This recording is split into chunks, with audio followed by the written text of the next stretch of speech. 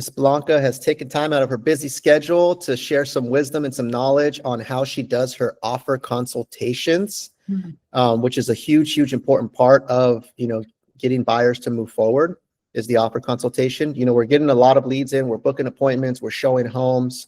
But when that client says, hey, I'm ready to move forward, or I like this particular property, how do we meet with them? How do we do the offer consult? How do we go over, a checklist that we follow to make sure that we have the right information and we can advise the clients the right way? So I want to pull up the offer consult checklist just to start off with, Blanca. If you could just kind of run through it. If there's anything else that's not on the checklist that you do, maybe talk about that. But I shared that with everybody.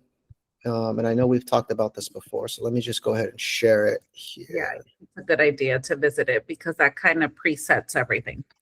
Exactly. So we kind of broke it up into 3 sections.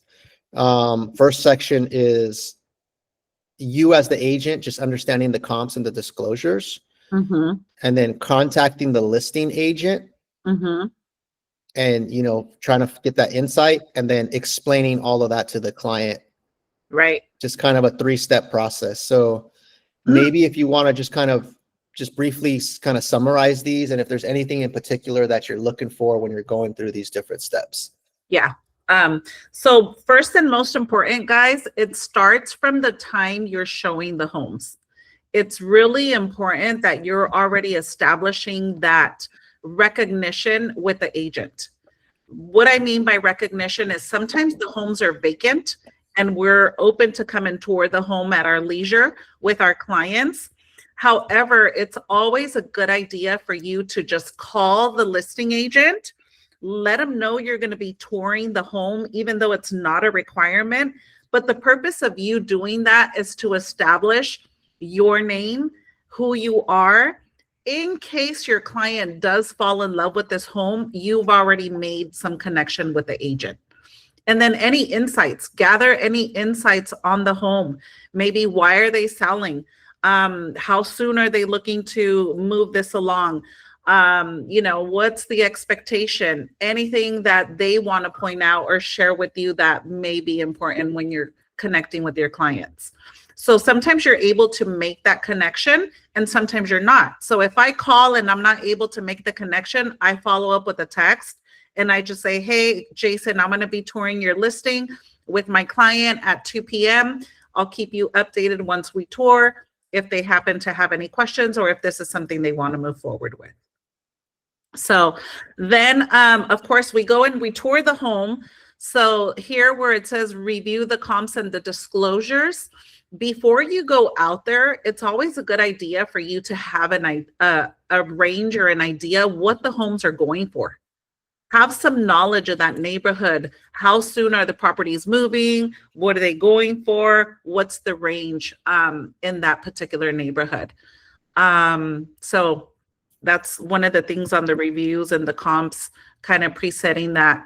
Contact the listing agent is kind of what you do at that initial stage, and then explaining everything to the client. So let's just say we're touring.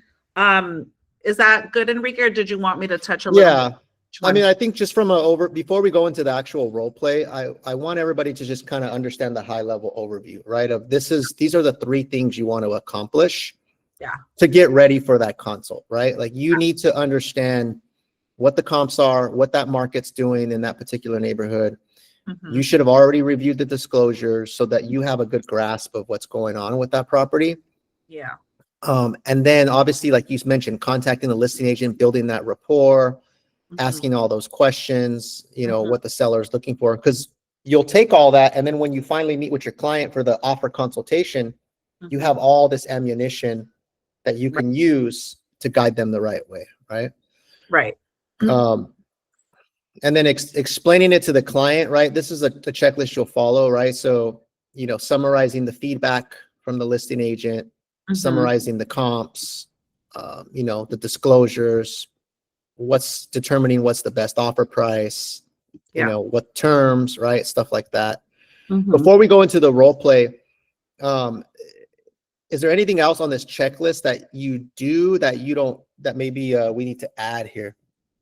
No, I think the checklist is a really good guide because it has all the important bullet points. How much interest has been on the property. Right now that I'm looking at it, I'm really realizing how thorough it is. But since I've done it so long, it's just Natural. yeah, it's just habit. So, but this is really great because that's kind of what I do is I say, hey, by the way, how many disclosure downloads do you have? If the link is already there, they already have an idea what the activity is. And that's also going to give you some information on how popular the home is.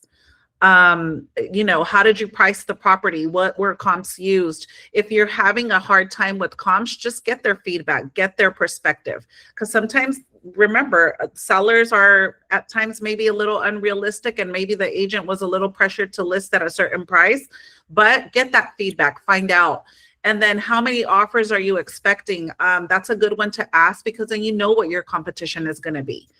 What does the seller need? In this case, it's a vacant home, whether it's occupied. Does the seller need a rent back? Is that something that we can negotiate in our offer? Are they looking for a quick close? Is pricing the most important to them? Terms. Find out how you can make your offer stand out is why you're asking all these questions. And then how will offers be handled?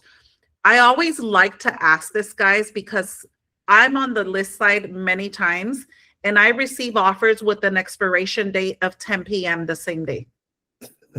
The agent never called me, never ran any scenario by me. And then now I'm calling the agent and I'm saying, hey, by the way, my client's out of the country. I at least need 48 hours to give you a response. So always ask that question. Hey, if my client does decide to move forward, are you able to respond within 24 hours? Do you need extra time? And they'll let you know right away. Now you're considering it. You're making it easier for everybody involved. And then selling it to your client and selling it to yourself is just, I don't believe in selling it to your client. I really believe when a client is interested in a home, they're going to fall in love with it, or this is going to be that home that checks off all their boxes. And now we're just helping them come to that decision and take the next step. What we mean by that one, Blanca, is to the listing agent, right? When you're talking to the listing agent about yourself and about your client. Tell your client to the listing agent. Yes. I always give a little scenario on my clients when I connect with the listing agent. By the way, just a little bit of information on my clients is, who they are, what they liked about the home, or why are they looking in this neighborhood, how well qualified they are. I'm already mentioning the lender name at that point as well. Okay, perfect. I'm glad you clarified that one. Okay, Yeah. Jason, you got a question? Yeah, Blanca, do you ever call, like, if there's anything that before the consultation, the offer consultation, are you calling maybe other listing agents that have stuff that's pending or listed? Is that part of your practice before you meet with the buyer? Yes, it is, especially because the market is so unpredictable right now, you guys. There's some pockets that are just really hot. There's some pockets that are not. There's some properties in the same pocket that are moving within a couple of days and some that are sitting. And it just really depends. But yes, I'm asking the agent all of those questions that you're mentioning, Jason. Yeah, so that's all right here, guys, on this first part, right? Is when you're reviewing the comps, you're understanding the price range, the trends, and then calling the agents, right? If you have any pending or sold comps, call those agents and try to gain some insight as to how many offers they got, stuff like that. Yeah. And guys, I think that's important because, again, how we get these buyers that want to lowball or they want to give us, based on their feelings. I think this is great information because this is information that your buyer cannot find online. This is information by you picking up the phone, calling pendings, calling things that are listed. That's vital information that you're sharing with your buyers that they cannot receive by looking at Zillow. And one thing that I want to add, guys, is I learned this from Enrique early on. On the solds, I do a tiering, A, B, and C. What does that mean? A is a turnkey, fully remodeled, pristine property, and I mark it next to the one that has sold. B, maybe it needing some upgrades or needing a little bit of remodeling or whatever the case is. And then C, as is condition. Because this also helps the buyer realize this one sold for less because of the condition. This one's selling for more because this is more upgraded, turnkey, ready to move in. You're giving them a clear understanding of the condition of the homes as well. Yeah, to expand on that, guys. So what she's saying is when you run your comps and you print out your comps or whatever, mark next to it, what condition was that home, right? Mhm. Was it an A? Was it a B? Was it a C? Kind of give it a rating based off how it looks, how it shows, the reports and all that stuff. Yeah. This way it's, because remember, when you show the comps, guys, to the client, it's all just online stuff, right? They haven't actually gone and toured that property or anything. Sometimes they don't see the photos. So since you've taken that extra step of researching that property, you're able to provide context. This one sold 100 grand over because Yeah. it was an A property, right? It was fully remodeled, turnkey, all that stuff. Or this one sold way less because of this, right? That's important. Okay. Any questions, guys, about just kind of the flow of it, right? The flow of the offer consult checklist before we dive into the actual, we're going to do a live kind of role play, how she would present the information. This is your time, guys. Ask questions, pick Blanca's brain. Yes. Please do. Okay. Awesome. So we have a scenario that we're going to go through, right? Blanca, maybe give us some feedback on the scenario. Okay. And then we'll get into the role play. Okay. So the scenario is it's a townhome. It just came on the market and there's not an offer due date, and we toured it and my clients fell in love with it. Okay. Okay. No offer due date, a few days on the market. There's also another home on the market that's been on a little longer, but they fell in love with this one and they're wanting to take that next step. Okay. Okay. What's the list price? How does this property, is it an A, B, or C property? Mhm. Give me some context on that. And if Yeah, you want to the share your list- screen or anything, you feel free to. Oh, yeah. Let me go ahead and do it. And actually, I'm doing it on, let's see. I'm doing it on Richa's property that she just got in contract. Let's see. Give me a second here. Are you guys able to see my screen? Okay, Yep. perfect.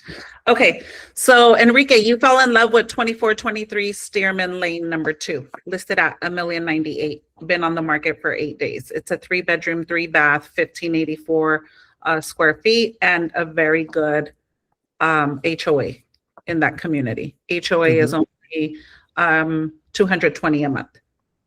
Yeah, we love the home. So we're in role play now. So yeah, we love the home. Fits our needs, and I do think we want to make an offer on this property. Okay, perfect, Enrique. So yeah, I shared the comps with you guys, so I do want to go ahead and go review them with you and just give you some insight and some information. Very quickly, I know that you guys had asked for the schools, and the school ranging is pretty decent. You have a elementary, Ruskin at an 8, Sierra Middle School at a 7, and Independence at a 6. So the ranges are fairly decent. They're above that middle mark. I also wanted to share with you the comps. So this is within a half-a-mile radius. Oh, sorry, you guys weren't seeing this. Okay, here we go.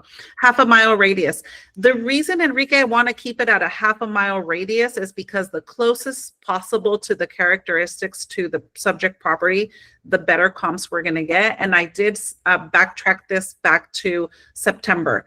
So we're getting data from September. Also, it's going to give us an understanding on days on the market. As you can see, there is 2 active homes, and then I also pushed it out to a mile radius, but that picked up on the opposite side of the highway. So that's giving us completely different school districts, and there wasn't that very many. So I wanted to keep it just really concise, and this is the activity we came up with. So Stearman Court number 7 is also very similar to yours, but you do have a 3rd full bath. They have a 6. It's been on the market for 108 days. Honestly, I think that when they came on the market back in November, Enrique, they just started off too high. The market was a little unpredictable. The rates were doing a roller coaster up and down, and they have just really just stuck to that price and haven't adjusted their pricing. I did connect with Sophie. By the way, Sophie is an agent that I'm very familiar with. We haven't had the opportunity to work together, but we've crossed paths in many scenarios. They've only been on the market for 8 days. They have 6 disclosures out. two agents other than us circling that they're wanting to submit an offer, but Enrique, no offers on hand. Okay. So what does that mean for you is if you're really serious about this property and it checks off all your boxes, my recommendation is submit sooner than later because all eyes are on you, versus if we give time to those other two agents who possibly may be writing, then now we're competing. Does that Got make it. sense? Yeah, that makes sense. Okay, perfect. This pending one on Sierra Village, which is a members only, what that means is that it was on the market for members only. It was not live. So they did receive an offer off market. I was not able to get clear indication if they're going to be closing above that list price or if they're going to be closing at that list price. So I'm still trying to get a little more data, but what that is saying is it was a property that was enticing enough to have someone submit an offer off market. Okay. Got it. So someone got it before it even went to the market. Before it hit live, correct. Okay. And then Sierra Village, this one here is a little different in floor plan. This was on the market for 10 days. It was listed for $998 and it closed for $1 million in October. So this range, Enrique, gives us an average on the days on the market here, ranging anywhere from 10 to 42. Mind you, it's picking up the average from that 108-day Stearman property. And then it gives us a minimum value of sold price for $1 million, a median $1 million, and a max $1 million. So it's safe to say that the highest comp has sold for $1 million. However, this pending, we won't know until it actually registers and it closes. So it may be slightly higher than $1 million, slightly below. I'll have a little more information for you once I connect. Got it. Got it. Okay. So do we know what price would be a good price to offer? Yes, in connecting with Sophie, obviously she did say that the sellers would like above list price. And they do, they want something strong, something clean, above list price. She didn't say exactly where to land above list price. I pushed for it, but I know that she said above list price would be an attractive number. I know that you want to submit at $1,098,000 when we met, and that was kind of a number that you already had had expressed to me. So a couple of things that we could do. We could submit at $1,098,000. I did ask how they're going to be going about offers, and she said once they receive something, the seller may decide to counter or to reject the offer. If there's no other offers, then they would just be working with us. Got it. Got it. Okay. Because yeah, I think we want to submit at $1,098,000 at the list price. Okay, perfect. So let's talk about the next things. Did you get a chance to review the reports and the disclosures? I did a little bit, but if there's anything you can maybe tell us, about those or anything that you think we should know. Yeah, so in connecting with your lender, Alliance Lending, they are recommending that you reserve your finance contingency. I believe they still want to verify a couple of things, so those are things to reserve. Also, the appraisal contingency, that's something we can discuss on how you feel about either reserving that or not. And then the property contingency, Enrique, ties into all of this.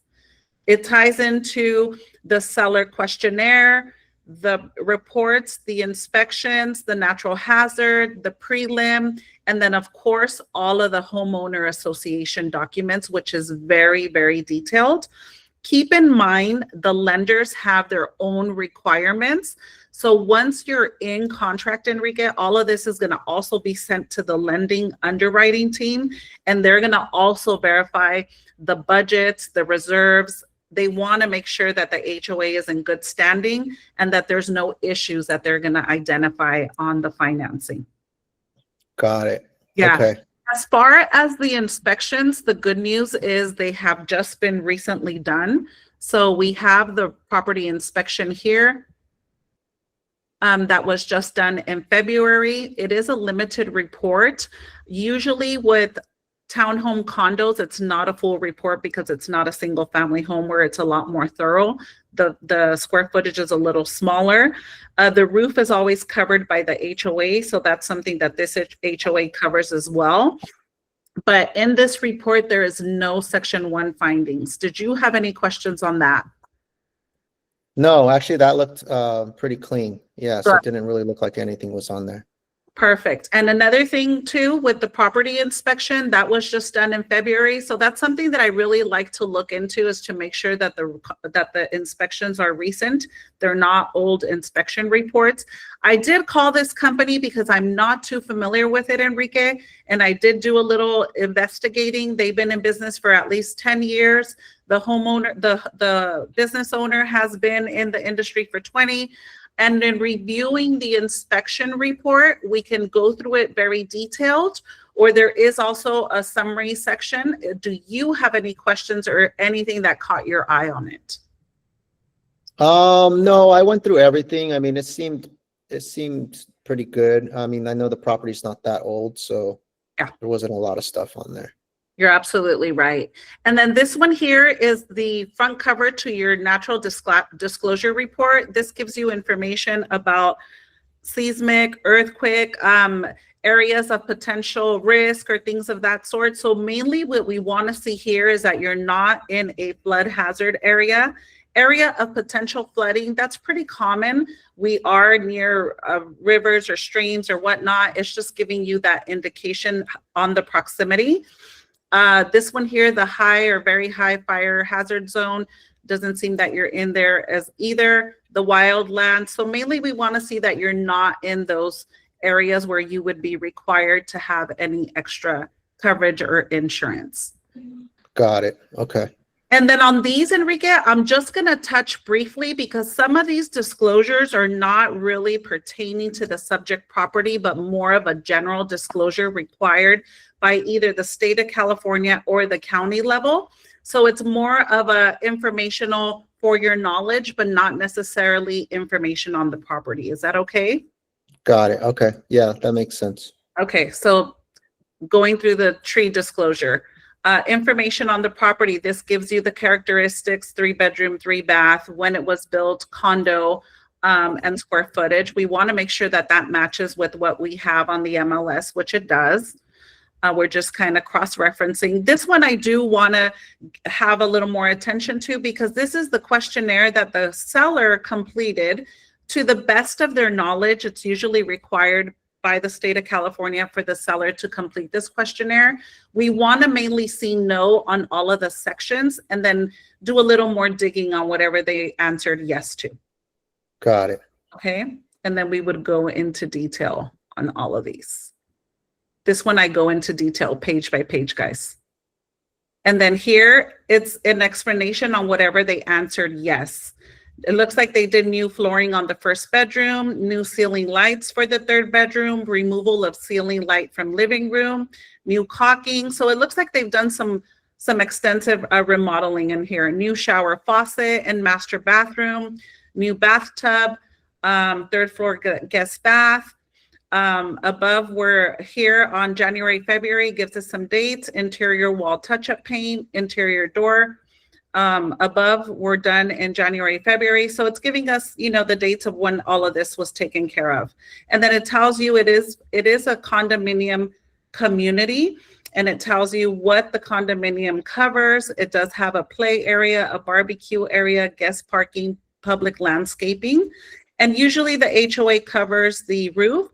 Enrique, I always like to advise whenever you're buying into an HOA community, always keep in mind that the community wants to keep a general condition and structure of the home.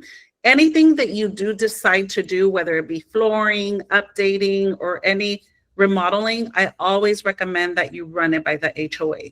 The worst thing that you could do is take upon a project, complete it, and then it's not meeting their requirements or their guidelines.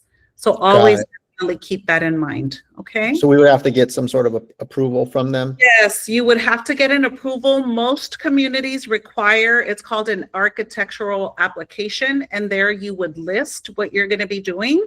And it's actually a good thing too, because they may have contractors that are familiar with the community that they can actually recommend depending on the type of work that you're going to be doing. Got it. Okay. Any questions there? No, it's pretty, makes sense. So the real estate transfer disclosure statement, this one is also another questionnaire that I do want us to go through in detail because this is more directed to the property and questions that the seller did need to explain on. And it's letting us know that the seller is occupying the property. And the checkbox here below tells you what the property has included. It has a range, an oven, a microwave, dishwasher, garbage disposal, washer dryer hookups, rain gutters, carbon monoxide devices, smoke detectors, fire alarm, central heating, central air conditioning. Public sewer system is present. The garage is attached, which is great. And you have 2 remote controls with that. The water heater is gas. The water supply is city. Gas supply is utility and window screens. They're letting us know that there's exhaust fans in the bathrooms and in the kitchen. There's 220-volt wiring in the AC dryer oven area. So you have that 220-volt wiring there. There is no fireplace. Gas starter would be none because there's no fireplace. The type of roof is tile and clay, and the approximate age is 12 years. So fairly a new roof, Enrique. Okay. Yeah. Good. So no issues there. There's a Nest and a Ring camera and an EV charger. Okay, great. I have a Tesla, so I don't have to, that's what I liked about this property. Yeah, so if you do decide to move forward with an offer, we would just make sure we're mentioning that we definitely want these things to stay. Okay. Okay. This question here is asking if there's anything significant, defects or malfunctions in any of the following, which is interior wall, ceilings, floors, exterior insulation, roof, windows, doors, foundation. They basically marked no, and that's what we want to see, right? And then this is a questionnaire here about questions for the seller, substance materials, products which may be an environmental hazard, such as but not limited to asbestos, formaldehyde, radon. These words here, Enrique, you can also get a little more definition on these terms on the natural hazard report because it has a glossary with all the definitions to these asbestos, formaldehyde, radon gas, lead-based paint. If you don't know what they are, that's the place where you would get some clarification on that. Okay, got it. Features shared in common with the landowner, yes, and usually that's correct even on a single family home. We share fences or driveways or walkways, and here they're saying yes, and they're just letting us know that there's a shared wall with the neighbor. Got it. It gives an explanation here at the bottom to whatever they answered yes for. And then moving along to every single question. And I verbatim go through every single question with the client. Okay. Do you have any questions on this? No, it sounds good. It's very, very thorough. Perfect. These other ones here, Enrique, are more of the general disclosures and general information. This one here is a non-foreign status. It's a requirement for the seller to complete. It has their information, their tax-paying information. We don't have it because it's private, but this is something required when you do sell a home. The agent visual inspection, us agents are required to conduct a visual inspection. We're not inspectors, Enrique, but it's anything that stands out to us that we want to make a note of or that we want to make you aware of. So here, not much is noted in the entry, living, dining, nothing. In the kitchen, there's some cracked lines noted on the countertop and the stove shows some wear. Okay, yeah, I saw that when we walked to the property. Okay, halls and stairs, nothing noted. Bedroom 1, bedroom 2, bedroom 3, nothing noted.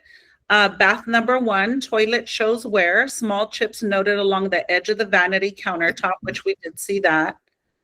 And then bath 2 and bath 3, nothing noted.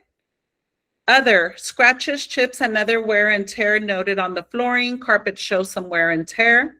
in the garage area, stains and cracked lines on the ground surface. This is where we talked about possibly you redoing it to a nice epoxy finish. So that would eliminate those things there. Exterior building, nothing noted. Any questions on the agent visual inspection? No, no. And just to give you a heads up, I'm going to be having to conduct one myself as well if you decide to move forward. So it'll look very similar to this. Okay. Okay. Fair housing and discrimination advisory. We don't discriminate, and that's a disclosure as well. Possible representation of more than one buyer or seller disclosure consent. It's giving you information that there's a possibility of representation of more than one buyer by the same brokerage. Maybe this seller is represented by an EXP, which in this case they're not. It's a different brokerage, but it gives you the explanation for that. Got it. Lead-based paint disclosure. This is usually for properties that were built in the 1970s. It was known to, paint was known to have lead. Here, the seller is disclosing that they are unaware of any of that, but this wouldn't apply. The home was built much later than that time. Okay. Okay. Market conditions advisory. I like to say this is the definition of terms. It gives you information on market conditions, buyer considerations, non-contingent offers, the contingencies we talked about for your offer, insurance, broker recommendation, and multiple offers. Gives you some information there. Okay. Any questions? So these are all just kind of like general stuff? General stuff, yeah. So that's why I'm kind of skimming through those, because it's more informational than anything, nothing really tied to the property per se. Got it. Okay. Okay. This one here is the parking disclosure. It's letting us know if applicable, seller has been using parking space non-applicable. It does have a garage, and then there's open parking, which is first come, first served, nothing else assigned. Got it. Okay. This one here is the state buyer and seller, another statewide advisory, a little more general than pertaining to the property. Seller rights and duties, brokers' rights and duties, legal tax and contract considerations for both buyers and seller. Definition and glossary here of terms. Talks about the formaldehyde, geological hazards, inspections, mold, all that information that you do have already in this disclosure. Any questions there? No, I kind of looked through all of these already. So it was, Perfect. yeah, it was just seemed like a lot of just general stuff. It is. And then lastly, but not least, we're going to also just touch base on the HOA documents. They're very detailed. You have forms that have the reserve study, the census budget, the articles, the bylaws, the CC&Rs. Remember, the CC&Rs are covenants, codes, and restrictions. Again, I can't emphasize enough. Whenever you're planning on doing anything, please check with the HOA. Also gives you information on rules on security cameras. They do have certain rules on security cameras, rules in the barbecue area, doorbell, a lot of information for you to be able. Yeah, that's a lot. Yeah. So is there any questions for me on any of the disclosures? No, I spent some time looking through all those when you sent them to us. So yeah, I'll probably look through them some more, but a lot of it just seemed like kind of general information. It is general, Enrique. And I know that at the beginning you asked me if there was anything really that I noticed on the disclosures or wanted to bring to your attention. And on the inspections, they're pretty clean. I didn't notice anything of urgency. We did see the condition that the home is in. So it just depends on you. If you're comfortable with everything, that's probably a contingency that we can consider removing at the time that you submit your offer. Just wanted to touch base and make sure you were in the clear with all of that. Yeah, I think we're comfortable with the property. You know, it fits our needs. Everything looks pretty good on the disclosures. So I think we're comfortable with all that. I think I just want to make sure that, you know, we're good with the financing. You know, there's not going to be no issues with that. Yeah, So, agreed. So that's the only contingency that I do see recommending you reserve based on the feedback from the lender. They are reserving a contingency for at least 10 days. got it. Okay. Yeah. So how does that position us? Well, we're not currently in competition with anybody as of now.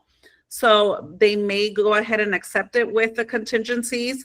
We're not in a competitive situation, so we maybe have that opportunity to reserve it. The appraisal contingency, depending on the price, I know you're pretty set on the list price, starting there and just kind of seeing what they come back with. Yeah. That's also a contingency that if you're comfortable, we can remove, or we can choose to keep it and just keep it aligned with the same days on the finance, because it goes hand in hand. Yeah, I'd rather do that. Just kind of keep it the same as the finance. So if we did like the 10 days, then I think I'd feel comfortable with that. Perfect. So based on what we reviewed, Enrique, would you say you're ready to take that next step? And are you ready to submit an offer on this home? Yeah, I think we're ready at the list price and then with the terms that you recommended. Perfect. So I'm just going to give you a quick overview of what I'm going to need and what I'm going to put together. And then I'm going to send it to you via DocuSign. So I would like for you to give me a quick little bio on yourself. I already know a lot about you, but this is an owner-occupied property. So the seller has lived there for some time, and it looks like they've put some love into the home with the upgrades that they've done. So it's always goes a long way of who's coming in and who's interested in their home. So maybe just a little bit about what you liked, a little bit about yourself, whatever you'd like to share. It doesn't have to be super long, or you can opt out of it. I just find that it does go a long way. Okay. Yeah, I can put something together. And I Perfect. can send you, a short bio about us. Perfect. And I have your pre-approval. So I'm going to be sending your pre-approval, your bio, along with the offer, and then your proof of funds. I don't have that, your lender does, but if you could send me like a screenshot or something, just letting the sellers know that your funds are readily available and accessible for your deposit and your down payment, I'll make sure to block out any personal information. Okay, sounds good. Yeah, I can send that to you. I have that on my laptop. Okay, so I'm going to give you an overview of the offer, and then once you receive it, if there's any questions, we could jump on a call and go through it together. So first of all, we're letting the seller know we're offering $1,098,000. Of that $1,098,000, Enrique, we're promising to deliver 3% deposit. That's your good faith deposit, letting the seller know you're serious about your offer. I always recommend that you do that within 24 hours because that's just letting the seller know you're serious about your offer. On the contract, It does give you a 3-day period of which you can do that. But my recommendation is if we want to secure this property before any other offers come in, we do it within 24 hours. Are you comfortable? Okay. Yeah, I could do that. We could just like wire the funds, right? Perfect. You could wire or drop off a check. Okay. Yeah, I could do that. Okay. On your offer, we're also letting them know that we would like a 24-hour response. I did connect with the agent, and she did advise that they're local, accessible, so they'd be willing to give us an answer in 24 hours. Okay, great. And it's just creating that sense of urgency. Hey, Mr. Seller, we want to know we're serious about our offer, and we want a response as quickly as possible. Okay. And then at the same time, we don't want to give time for other offers to come in. Got it. Okay. We're also letting them know of your down payment. What is your down payment amount? 20%. We're letting the seller know you're doing 20% down and that you're financing 80% of the purchase. Okay. And we're also letting them know that we're going to close in 25 days. The standard time is 30. We're just trying to make the offer look as clean and as strong as possible. So I think a 25-day would be adequate. What are your thoughts? Yeah, that sounds good. I think my lender said they can do that pretty quick. Perfect.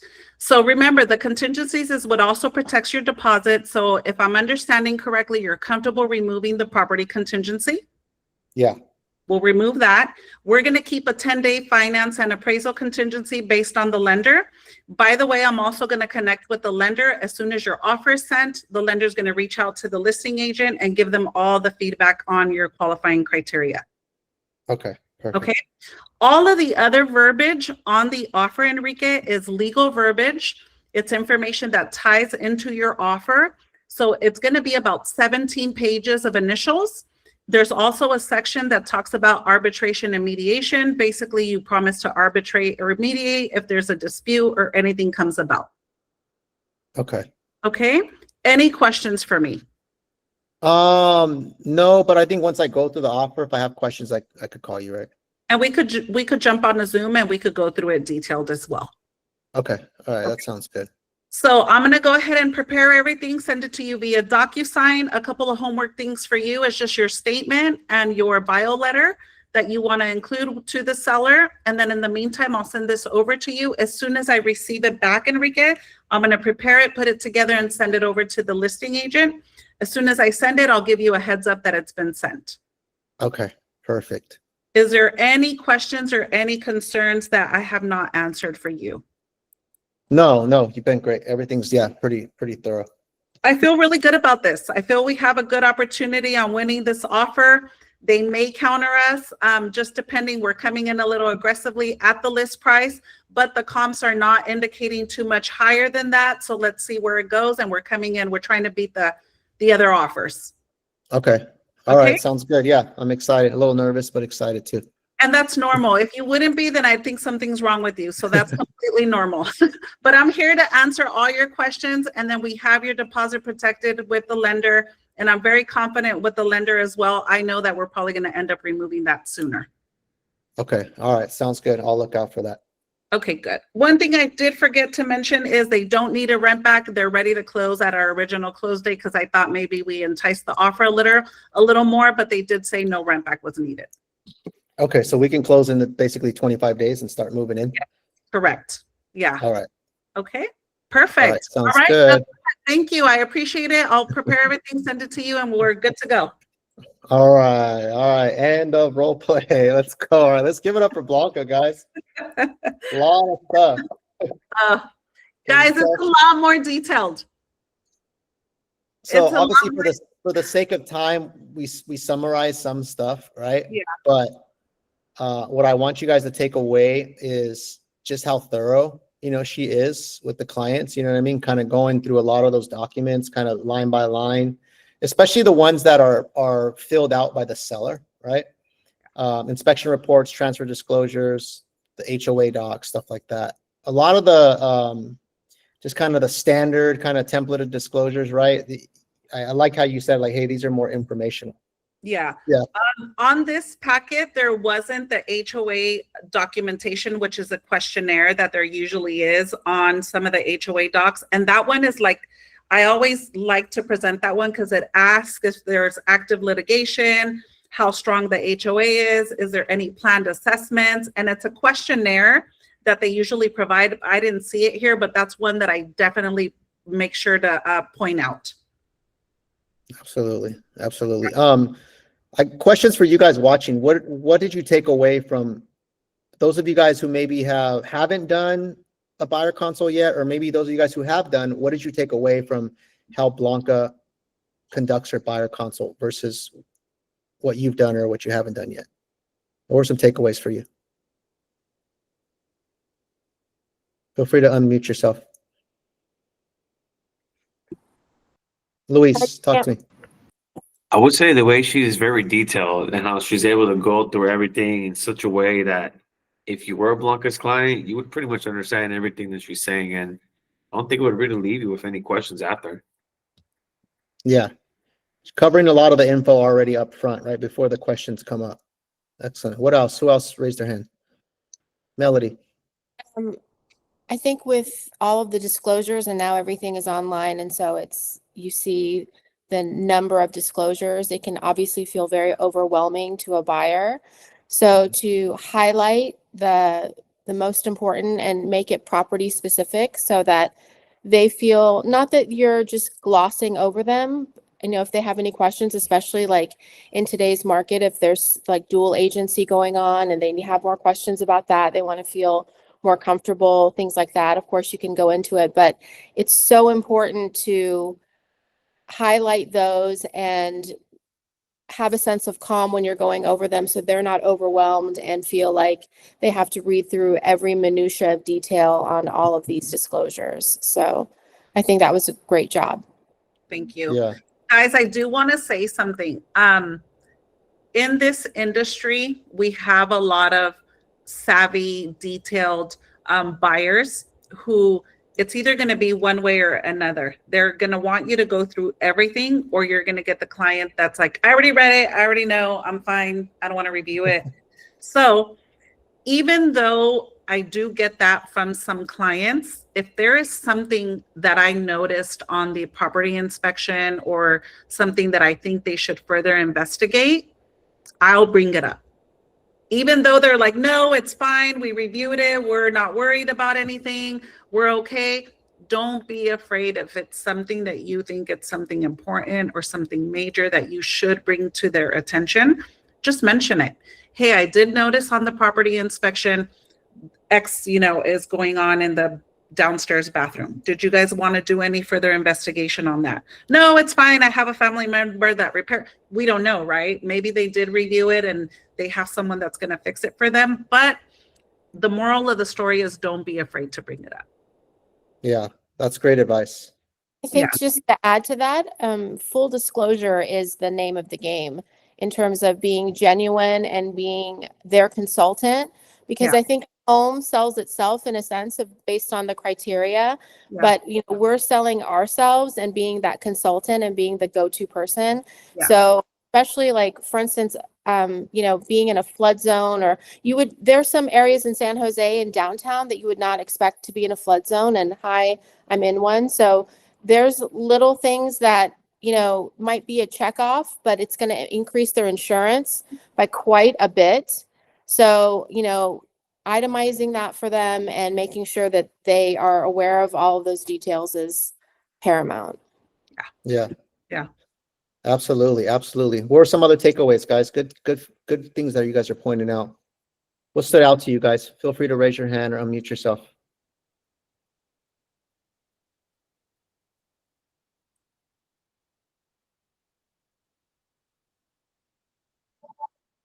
I mean, what stands out to me, guys, is I know how Blanca does her business. And so from the start, when she meets the client, the value she's providing, and then even spending, a good hour, an hour and a half with them, going over all these disclosures, right? So I look at Blanca, and she does so well is because she does everything at a high level, right? So now the client has a confidence when they're going to put pens to paper to write that contract.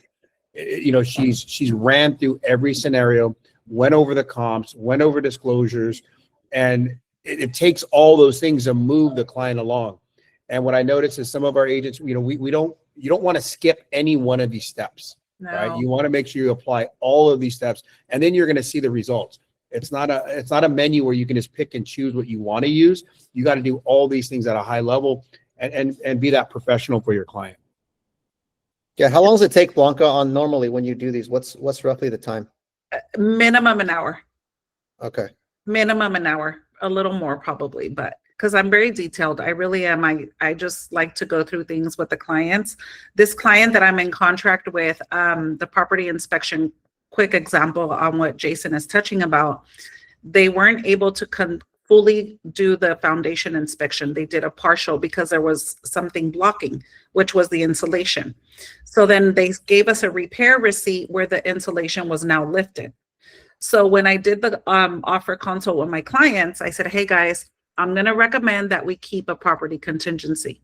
Now that insulation is lifted, so what I'm going to request from the listing agent is to have a re-inspect.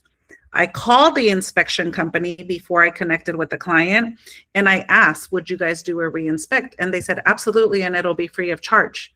Just the seller needs to request it.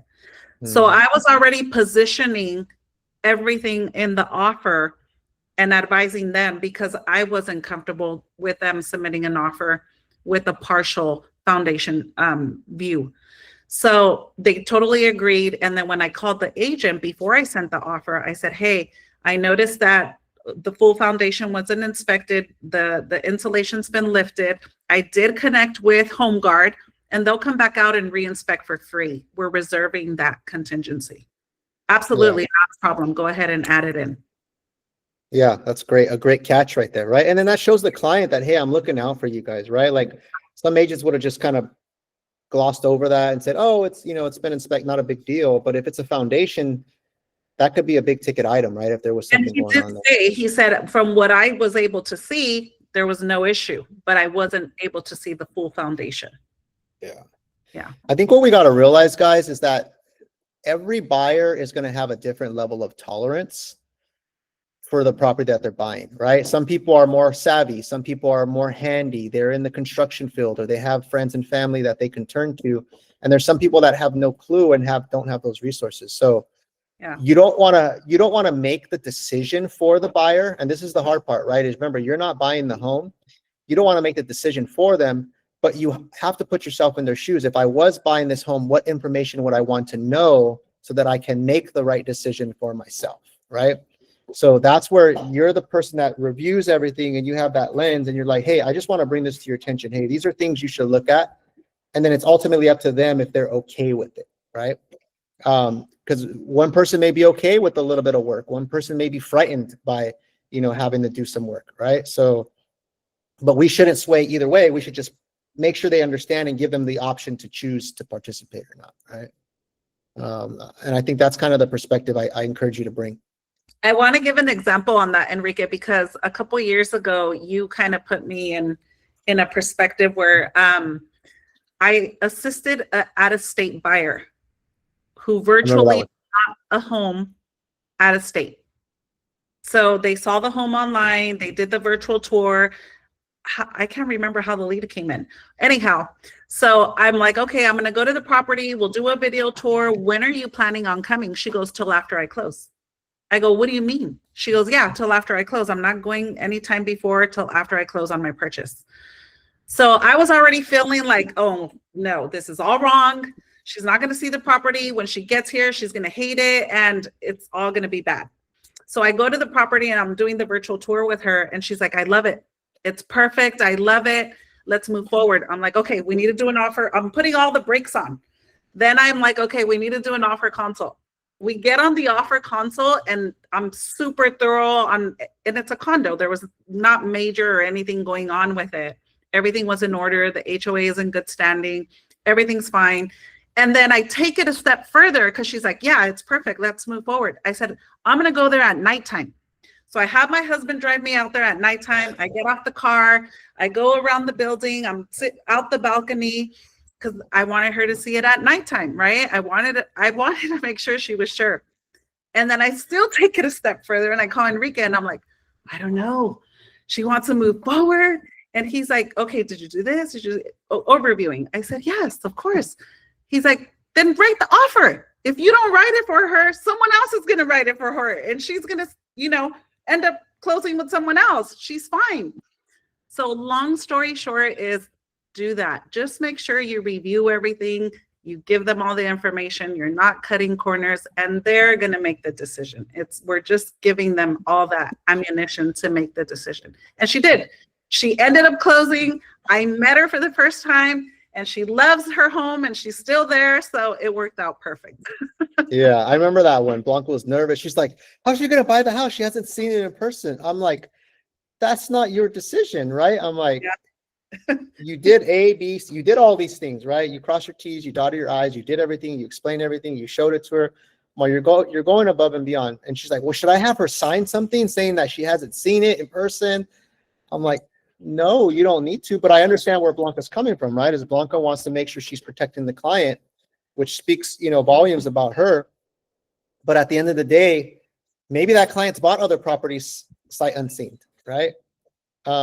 We don't know, right? And so I wouldn't do that personally. I probably wouldn't feel comfortable with that, but who's to say that she isn't, right? So I think you did the right thing by covering all your bases, Yeah. being extra thorough, giving her all the information, and then it's up to the client to decide if they want to move forward, right? Guys, and I always do that. When I'm touring homes, I always advise my clients to do an evening drive.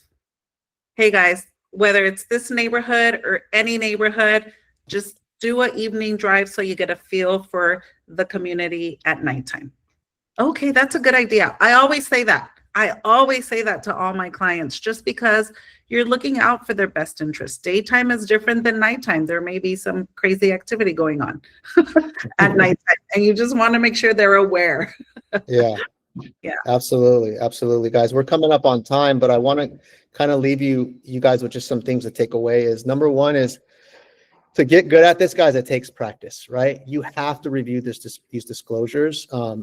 If you haven't done this a lot yet, or you're still kind of building, A good exercise is just look at properties on the MLS and pull the disclosures, right? Most properties nowadays, 90% of them have a link for the disclosures. Doesn't even mean you're writing an offer. You could just go and search. Maybe they're properties in the neighborhood you live in and you kind of know that neighborhood. And a good exercise is download them and just read through all the disclosures. Go through like 4 or 5 different disclosure packets and notice the difference with how some sellers fill things out, how thorough the agents are, different inspection companies that they use, right? Stuff like that. And get familiar with what you will be presented, right? Because these are the things that you're going to have to understand. You'll start to notice all the patterns and you'll start to see the little bit of differences. But then now when you have a live client that you're going to do this on, you're well versed. You're not discovering what disclosures look like for the first time. If you want additional training on this, in our agent launch, I did training where I went through inspection reports in detail, like an hour training just on an inspection report, an hour training just on seller disclosures and going line by line. So that's also a good training. But there's nothing like just pulling them yourself and just looking at them yourself and reading them and understanding what it looks like, right?